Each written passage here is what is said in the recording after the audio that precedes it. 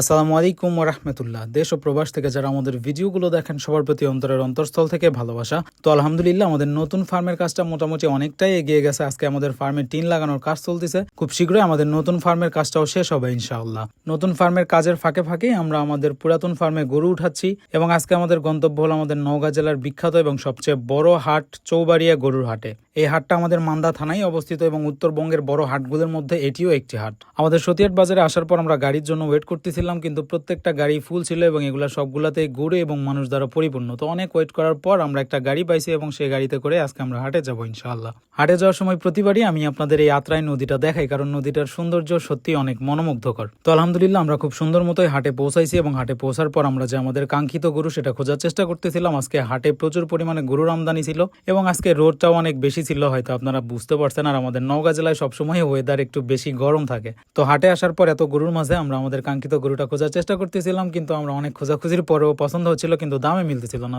আজকে হাটে মাঝারি এবং বড় সাইজের যে শাহিওয়াল গরু এগুলোর আমদানি অনেক বেশি ছিল, এজন্য আমরা এটা না রোদের মধ্যেই ছোটাছুটি করতেছিলাম যেন আজকে আমরা গরু কিনতে পারি। তো আলহামদুলিল্লাহ কিছুক্ষণ পর আমরা দুইটা গরু একসাথেই কিনতে পারি এবং পরবর্তীতে আমরা আর কোনো গরু কিনি নাই। আর হাটে গরু পছন্দ করার সময় বা দামাদামি করার সময় আমরা কখনোই ভিডিও নেই না, কারণ ব্যাপারীরা যদি বুঝতে পারে যে আমাদের গরুটা খুব বেশি পছন্দ হয়েছে আমরা ভিডিও করতেছি, কারণ দুনিয়ার সবচাইতে চালাক মানুষগুলোই হলো গরুর ব্যাপারী। একজন খামারি হয়তো এই লাইনটা বিশ্বাস করবে। তো আলহামদুলিল্লাহ হাটে গরু কিনা শেষে আমরা হাটের দক্ষিণ পাশে এই ফাঁকা জায়গাটায় বসে রেস্ট করতেছিলাম। মাশাআল্লাহ ওখানকার পরিবেশ এবং বাতাস সত্যি অনেক সুন্দর ছিল।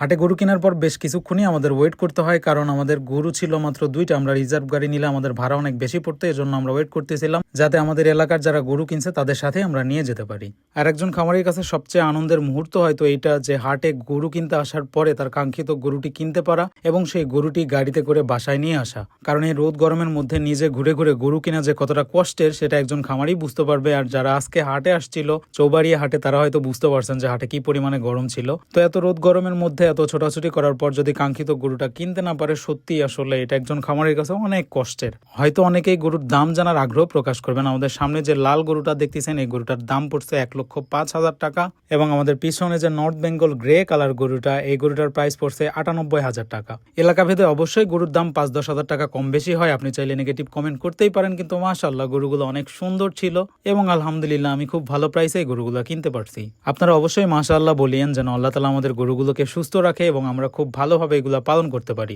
তো আপনারা অনেকেই প্রশ্ন করছিলেন যে আমরা বাজার থেকে গরু আনার পর কি কি করি। আমরা বাজার থেকে গরু আনার পর সর্বপ্রথম আমরা গরুকে আধা ঘন্টা রেস্ট দিই এবং এরপর আমরা পটাশের যে পানি এই পানি দিয়ে আমরা সুন্দর মতো গরুর পা এবং পায়ের ভিতরে যে ময়লাগুলো থাকে সেগুলো পরিষ্কার করার চেষ্টা করি এবং লেজের অংশটায় আমরা একটু পটাশের পানি দিই যাতে বাজারে যে জীবাণু এগুলো ভালো মতো পরিষ্কার হয়। বিশেষ করে আমরা যারা গ্রামীণ খামারি আছি তারা চাইলেও সাইন্টিফিক ওয়েতে গরু পালন করতে পারি না, কোয়ারেন্টাইনে রাখতে পারি না, এজন্য আমরা খুব সুন্দর মতো হাটের যে কাদা এগুলো পরিষ্কার করে দিচ্ছিলাম যাতে জীবাণুমুক্ত থাকতে পারি এবং আমাদের গরুগুলাও সুস্থ থাকে। তবে আপনাদের যাদের আলাদা গোয়াল ঘর আছে আপনারা মিনিমাম 7 দিন কোয়ারেন্টাইনে রাখতে পারেন, এতে আপনারা খুব ভালো একটা রেজাল্ট পাবেন। আর অবশ্যই আমাদের গরুগুলোর জন্য দোয়া করবেন। সারাদিন রোদে পুড়ে ছোটাছুটি করার পর আপনাদের কাছে এই ভিডিওটা পোস্ট করার একমাত্র কারণ আপনাদের এই ভালোবাসা।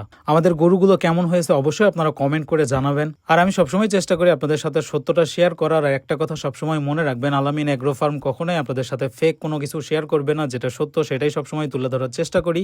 আমাদের ভিডিওগুলো যদি আপনাদের ভালো লাগে অবশ্যই আপনারা ভিডিওগুলো শেয়ার করবেন এবং আমাদের ফার্মের জন্য দোয়া রাখবেন। আল্লাহ তাআলা যেন আমাদের এই ছোট্ট ব্যবসায় বারাকা দান করে। সবাই ভালো থাকবেন। আসসালামু আলাইকুম ওয়া রাহমাতুল্লাহ।